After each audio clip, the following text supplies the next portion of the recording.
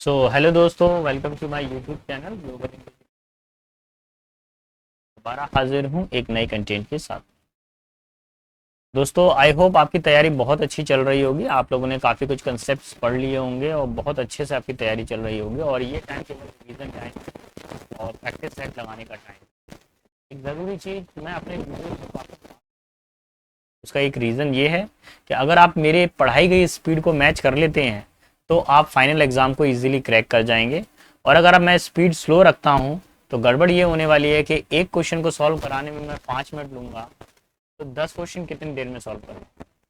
मैं ऐसा उल्लू बनाने वाला काम नहीं करता हूँ। मैं सीधा जो एग्ज़ाम का पैटर्न है, जिस तरीके से चीज़ें हैं, वो सब करवाता हूँ। एग्ज़ाम डेट देखिएगा 26/09/2024। शिफ्ट 1 रहने वाली है और काउंटिंग के हिसाब से सेट नंबर जो है 34 होने वाला है। इसके अंदर 36 सेट हैं टोटल। एसएससी सीजीएल में 36 सेट हुए थे। रोजाना रात को 9 बजे आपको ये वीडियो मिल जाता है। कुछ दिनों बाद में CHSL जैसे ये कंप्लीट होगा और MTS दोनों के पेपर सेट आपके चलने चाहिए। बिना समय गवाए ये रहा question. never has the habit of making a beeline for his academic activity। देखिए, रणवीर की कभी भी ऐसी आदत नहीं रही है कि वो अपनी एकेडमिक एक्टिविटी में हमेशा मेक अ बी लाइन, एक लाइन में गमन करती हैं। पहली वाली मधुमक्खी जैसे उड़ेगी उसी तरीके से दूसरी भी उड़ेगी। बिहेविंग एबनॉर्मली यानी असहज महसूस करना या अजीब सा व्यवहार करना। Immediate respond to the thing, तत्काल वस्तुओं की तरफ रिस्पॉन्ड करना। गो स्ट्रेट एंड क्विक, सीधे जाना और तेजी से जाना, यही इसका आंसर है, ऑप्शन नंबर 3।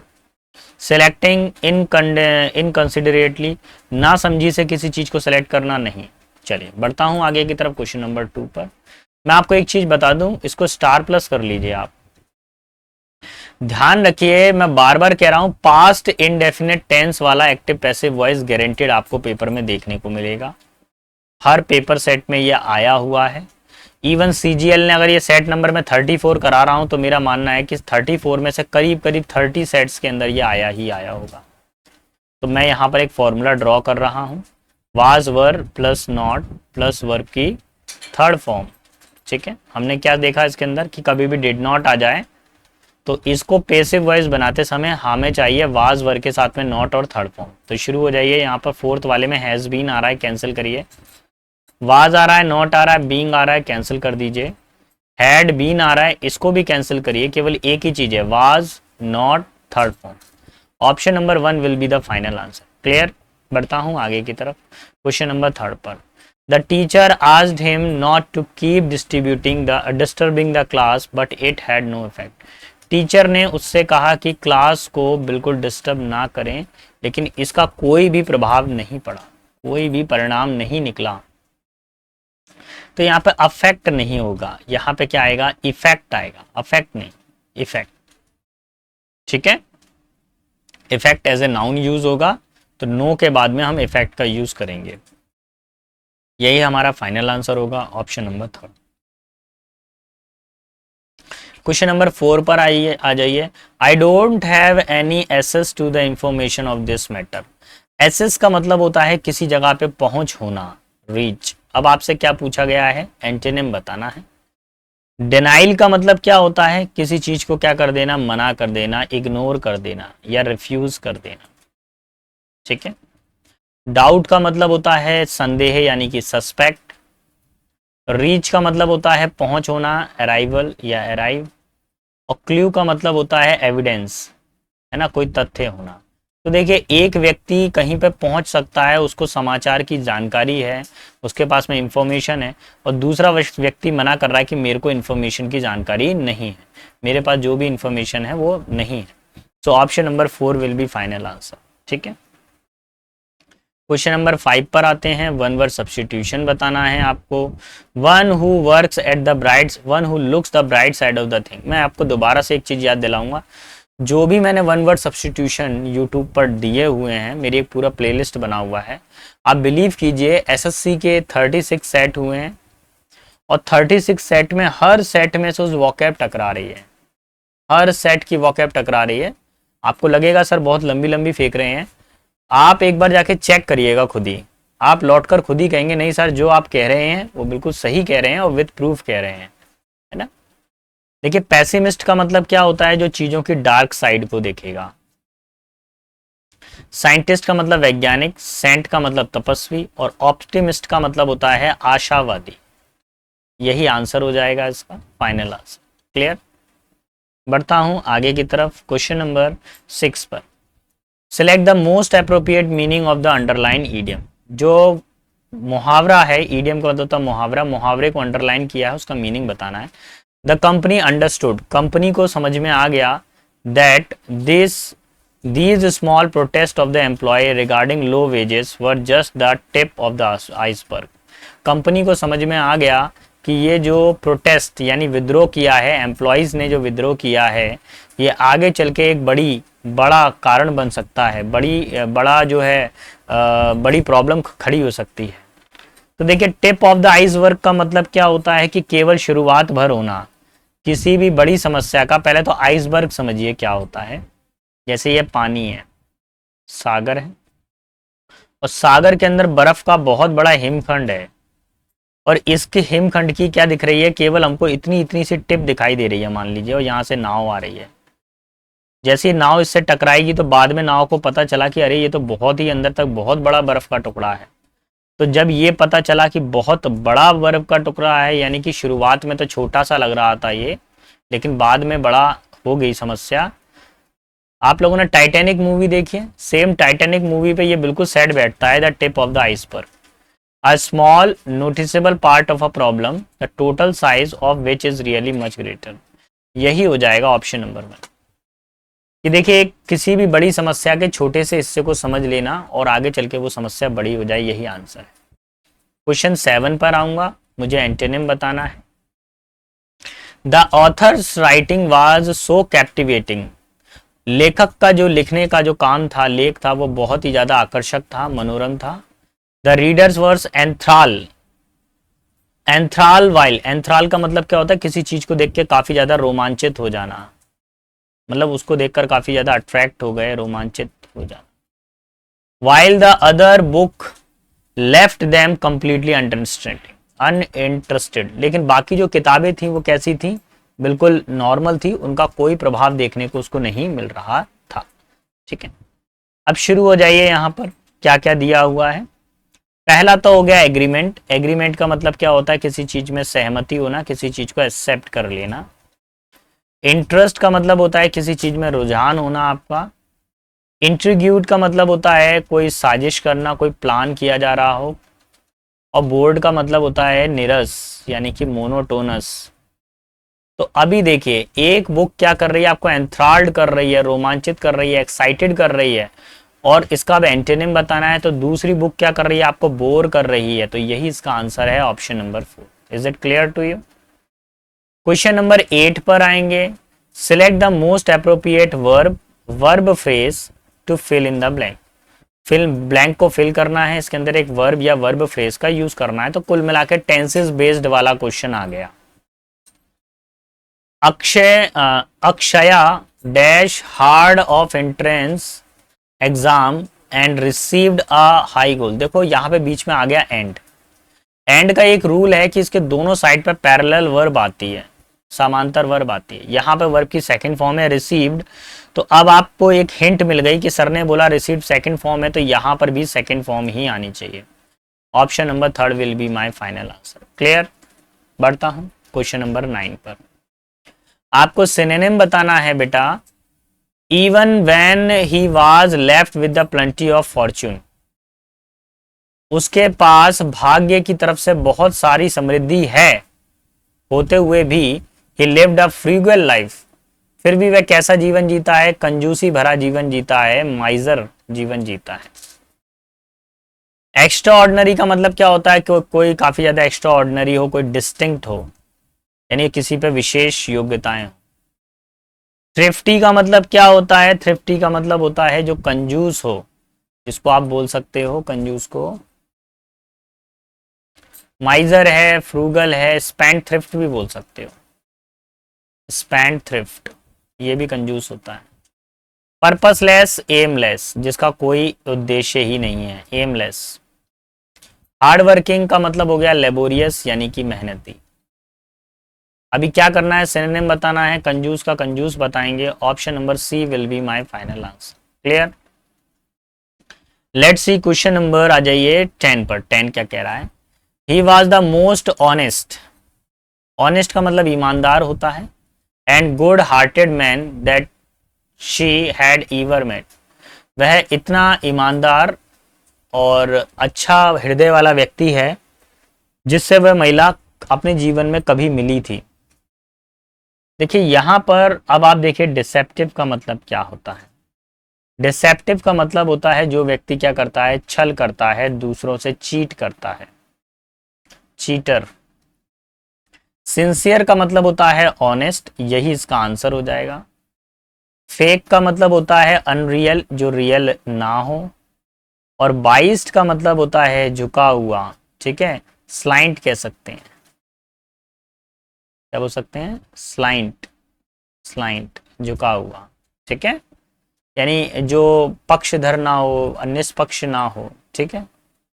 आगे बढ़ते हैं, क्वेश्चन नंबर नेक्स्ट पर आते हैं। Next question number 11। 11 में आपको जंबल सेंटेंसेस अरेंज करना है और सेंटेंस को अगर आप पढ़ेंगे तो आपको प्रॉपर इसका मीनिंग और इसका आंसर समझ में आ जाएगा। देखिए यहाँ इट आ रहा है, इट एक प्रोनाउन है तो इट से सेंटेंस शुरू नहीं हो सकता। और मैं आपको एक चीज और बता दूं, आल्सो कभी भी किसी सेंटेंस का पहला पार्ट नहीं होता। आल्सो किसी भी जंबल सेंटेंस में दूसरे, तीसरे या चौथे नंबर पर आ सकता है। तो डी वाले तो दोनों ऑप्शन गए। अब आ गया सी। इट अगेन आपके पास में एक प्रोनाउन है, ये नहीं हो सकता। आपके पास ए से ही सेंटेंस शुरू होगा। The world's biggest radio telescope is the Puerto Rico. दुनिया का सबसे बड़ा टेलीस्कोप क्या है? पर्टियो रिको है। It is called Arecibo dish. इसको क्या बोला जाता है? एरसीबो डिश बोला जाता है। It is also 300 metre across. ये कितना है? 300 मीटर लंबा है। And it was build 40 years ago. और इसको 40 साल पहले बनाया गया था। तो दुनिया का सबसे बड़ा टेलीस्कोप पर्टियो रिको है, ठीक है। इसको आर्सिबो डिस्क भी बोला जाता है। नेक्स्ट क्वेश्चन पर आते हैं, एंटोनिम बताना है। देखिए हमेशा एसएससी में सीजीएल एक बहुत सिंपल वाला वोकैब जरूर देता है आपको। This library build is very high and 24 floor. High का मतलब होता है ऊंचा। क्या होता है? ऊंचा हो, कोई चीज टॉप हो। एलिवेटेड, एलिवेटेड का मतलब क्या होता है? किसी चीज को ऊपर की तरफ उठाना, लिफ्ट अप करना किसी को। स्टर्डी का मतलब क्या होता है? स्ट्रॉन्ग, ताकतवर होता है। लो का मतलब क्या होता है? कोई चीज नीचे हो। देखो हाई का मतलब हो गया टॉप, लो का मतलब हो गया बॉटम। तो यही इसका आंसर है, ऑप्शन नंबर 2। अच्छा, हेल का मतलब क्या होता है? हेल का मतलब होता है कोई व्यक्ति बिल्कुल स्वस्थ है, हेल्दी है, तो हेल है, ठीक है। क्वेश्चन नंबर 13 पर आते हैं। 13 क्या कह रहा है? 13 में आपको रीअरेंजमेंट करना है सारे सेंटेंसेस का। और कैसे करना है तो पहले तो मैं ही देख लूं भैया इसको। दैट से तो कोई सेंटेंस शुरू नहीं हो रहा। दो ही ऑप्शन है यार, या तो एस से शुरू कर लो या पी से शुरू कर लो। अब एस होगा कि पी होगा? चलिए देखो, मैं जो लॉजिक लगा रहा हूँ, क्योंकि मैं आप लोगों के साथ में ही सॉल्व कर रहा हूँ। एस पी, यानी कि एक बात कंफर्म है, या तो एस से सेंटेंस शुरू हो रहा है या पी से शुरू हो रहा है। From the fascist force came under, यहाँ पे आ रहा है आफ्टर। चलिए एक बार मैं ट्राई करता हूँ, एस से शुरू करने की कोशिश करता हूँ। After the second world war, दूसरे विश्व युद्ध के बाद, ठीक है, the control of USSR, the east India European country, फिर आएगा और SQO, that the Soviet army had liberated, फिर आएगा P, from the pacifist force came under the control of USSR. क्या बोला गया है? वर्ल्ड वार, द्वितीय वर्ल्ड वार के बाद में सोवियत आर्मी है, ईस्ट यूरोपियन जो कंट्री है, east European country that the Soviet army had replated, जिसने सोवियत आर्मी को क्या किया था, मुक्त किया था, from the pacifist forces came under the USSR, जो किसके अंडर आते थे, यूएसएसआर के अंडर आते थे। तो ऑप्शन नंबर 2 बिल्कुल सही रहेगा। ये हिस्टोरिकल उन्होंने मूवमेंट को उठा लिया है और उसके बारे में बताया है। 18 पर आते हैं। स्पेलिंग एरर आपको ढूंढनी है भैया, कहाँ पर है, कौन सी स्पेलिंग गलत है, उसको हमको समझना है। द वेनेरेटेड, वेनेरेटेड ठीक है, सिंगर हैज आल्सो सीक्रेटिव भी ठीक है, Moody and very intense, famous and erratic, erratic की स्पेलिंग भी ठीक है, डिफिकल्ट बिहेवियर, पहले वाले में तो कोई एरर नहीं लग रहा मेरे को, पहला वाला ठीक है। Elephants are in trouble mainly because people desire ivory trinkets that are made of the tusk and often gruesomely cling them to achieve their purpose। यहाँ तो ठीक है सारे का सारा sentence. Researchers commended that the pesticides should not be indiscriminately, ये spelling भी ठीक है यार। दे एलिमिनेट बायोडाइवर्सिटी ठीक है, Fortune generation that is okay, तीसरा ठीक है। चौथे में एरर होगी बस, 3 तो ठीक निकल गए यार अपने। चौथे वाले को और देख लेते हैं क्या कह रहा है। जर्नलिज्म ठीक है, is often the work of pains taking rigour, rigorous, अच्छा ठीक है, एंड परसिवरेंस, PERSEVER। देखिए आर के बाद में ना यहाँ पर ई नहीं आता परसिवरेंस की स्पेलिंग में, यहाँ पे ई का यूज नहीं करते, तो क्या आता है इसकी जगह पर, ए आता है। सही स्पेलिंग क्या है परसिवरेंस की, PERSEVERANCE, ए आता है यहाँ पर। तो हमको बताना था जिसमें स्पेलिंग एरर हो वो इसी वाले पार्ट में स्पेलिंग एरर थी, तो हमारा जो आंसर निकलेगा ऑप्शन नंबर 4 निकलेगा, ठीक है, क्योंकि हमें स्पेलिंग एरर वाला पार्ट बताना था। पैसिव वॉइस बताना है, मैं आपके सामने एक फॉर्मूला बनाऊंगा, उसी के अकॉर्डिंग सारी चीजें होंगी। अगर आपके पास में विल या शैल हो प्लस वर्ब की फर्स्ट फॉर्म हो एक्टिव वॉइस में, तो पैसिव वॉइस बनाते समय विल शैल रहेगा और शैल के बाद में आएगा बी और बी के बाद में आएगी वर्ब की थर्ड फॉर्म। तो बस मेरे को यही ढूंढना है, विल शैल बी के साथ में थर्ड फॉर्म। विल दिया हुआ है, यहाँ वुड आ रहा है, यहाँ वुड आ रहा है, पहले दो तो कैंसिल। विल दिया हुआ है, विल आ रहा है, ठीक है। अब देखो यू हो गया मेरे पास में सब्जेक्ट, गिव हो गई वर्ब की फर्स्ट फॉर्म, मी हो गया ऑब्जेक्ट। तो एक बात कंफर्म है कि पहले आई आना चाहिए, क्या आना चाहिए, आई आना चाहिए, सब्जेक्ट आना चाहिए, विल सब्जेक्ट बी, बी के साथ में थर्ड फॉर्म आ रही है। आई थिंक ऑप्शन नंबर 3 ही हमारा सही आंसर होगा, ऑप्शन नंबर 4 नहीं बन पाएगा, ठीक है। क्वेश्चन नंबर 16 पर आइए। 16 में क्या दिया हुआ है, जो अंडरलाइन किया गया है स्टेटमेंट, उसका आपको उस जगह को बदलकर कोई दूसरा सेंटेंस रखना है चारों ऑप्शन में से। RN Wright's literary work helped the redefine discussion in race relation with in America in the mid 20th century। मध्य 20वीं शताब्दी के मध्य में जो अमेरिका से रिलेशन थे, उनके वंश के जो रिलेशन थे, रेस का मतलब होता है वंश, RN Wright's लिटरेरी के अंदर उस चीज को अच्छे से डिस्कस किया गया है। तो देखिए डिस्कस इन रेस नहीं, डिस्कस के साथ में यहां पर ऑफ आएगा, क्या आएगा यहाँ पर, discuss of race relation in America, ठीक है। जो नस्ल भेद है, कौन सी नस्ल है, क्या है, ये सब अमेरिका के अंदर ज्यादा है, तो उस चीज का डिस्क्रिप्शन आपको देखने को मिलता है। एंटोनिम का मतलब होता है विपरीत, कोई चीज अपोजिट हो।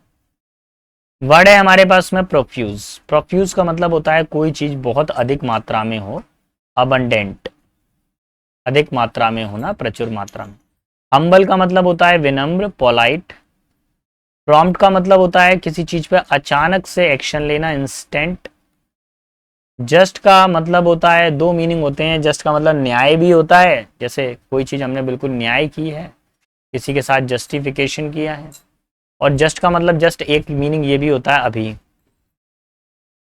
स्कार्स का मतलब क्या होता है, किसी भी चीज की शॉर्टेज होना, कमी होना। तो अब मेरे को ये बताइए क्या मेरा आंसर होने वाला है। स्कार्स लगेगा, प्रोफ्यूज का अपोजिट क्या लगेगा, स्कार्स। यही मेरा फाइनल आंसर है, ऑप्शन ए। क्वेश्चन 18 पर आता हूं। His parents did not allow him to enroll in the art college. उसके पेरेंट्स ने उसको आर्ट्स कॉलेज में एडमिशन लेने के लिए आज्ञा नहीं दी है, because he is dabbler in arts. वो क्योंकि वह पारखी है, आर्ट्स साइंस एंड लिटरेचर का वो पारखी है, लेकिन फिर भी उसके माता पिता ने उसको आज्ञा नहीं दी। डेबलर का मतलब होता है किसी चीज का बहुत ही ज्यादा नॉलेज होना किसी को, ठीक है। तो पहली बात है हमारे पास में इग्नोरमस। इग्नोरमस का मतलब होता है मूर्ख व्यक्ति, यानी कि अनवाइज या फूल, ठीक है। डिलेटेंट का मतलब होता है किसी चीज में बहुत ही ज्यादा, किसी चीज का पसंदीदा होना, लवर होना। कोनाइसर का मतलब होता है पारखी, एक्सपर्ट होना। और टेसिटर्न का मतलब होता है कम बोलने वाला, रेटिसेंट, ठीक है। टेसिटर्न का मतलब क्या होता है, रेटिसेंट। तो देखिए मेरे को यहाँ पे जो कंफ्यूजन है, मेरे पास में जो पार्ट है, ये फर्स्ट व फोर्थ वाला तो कैंसिल हो गया, ये नहीं हो सकता, फर्स्ट वाला भी नहीं हो सकता। कोनाइसर का मतलब होता है एक्सपर्ट, हर किसी भी चीज को तौल मोल करने में जो कला का और विज्ञान का एक्सपर्ट होता है। आंसर तो ये भी बन सकता है इसका। और डिलेटेंट का मतलब होता है उस चीज के अंदर डूबने वाला, मतलब उसको प्रेम करने वाला। देखिए मेरे हिसाब से एसएससी जो एग्जाम बता रहा है, एसएससी बता रहा है कि नंबर 3 इसका फाइनल आंसर है, लेकिन मेरे को इसमें एक डाउट है। कोनाइसर का मतलब भी पारखी होता है, वो भी क्या करता है, चीज़ों को परख करता है, वो भी डेबलर होता है, परख करने वाला होता है। अब एसएससी ने ये थर्ड वाला आंसर क्यों बताया ये मेरे को पता नहीं है, लेकिन मेरे हिसाब से यहाँ पर सेकंड भी इसका आंसर हो सकता था। बाकी आप लोगों की तरफ से अगर कुछ सोल्यूशन है तो प्लीज़ इसमें शेयर करिएगा, दोनों में क्या है क्या नहीं है, ठीक है। बढ़ता हूँ आगे की तरफ, क्वेश्चन नंबर 19 पर। इनकरेक्ट स्पेलिंग बतानी है आपको। तो नेसेसरी की स्पेलिंग करेक्ट है, एक्मोडेट की डबल एम आ रहा है, करेक्ट है। पोजीशन की ठीक है। रिसीव की स्पेलिंग गलत है, सही स्पेलिंग RECEIVE, ये सही स्पेलिंग होगी, ऑप्शन नंबर 4। क्लियर। चलिए क्वेश्चन नंबर 20 पर आते हैं। The chair I have bought recently, जिस चेयर को मैं अभी अभी लेकर आया हूँ, इज कॉस्टली देन, ये काफ़ी ज़्यादा महंगी है, what I bought last year, जो मैंने लास्ट ईयर में खरीदी थी। तो देखिए देन लगा है तो इसका मतलब एक बात कंफर्म है कि कंपैरेटिव डिग्री का यूज़ करना है। देखिए मैं आपको बार बार बोलता हूँ डिग्री वाले चैप्टर में से तो एक क्वेश्चन आना ही आना है। तो कंपैरेटिव डिग्री क्या है मेरे पास में, कॉस्टलियर है, यही आंसर हो गया। नेक्स्ट में आता हूँ, अनसीन पैसेज पे आ गया हूँ मैं, इसको क्लोज पैसेज बोला जाता है।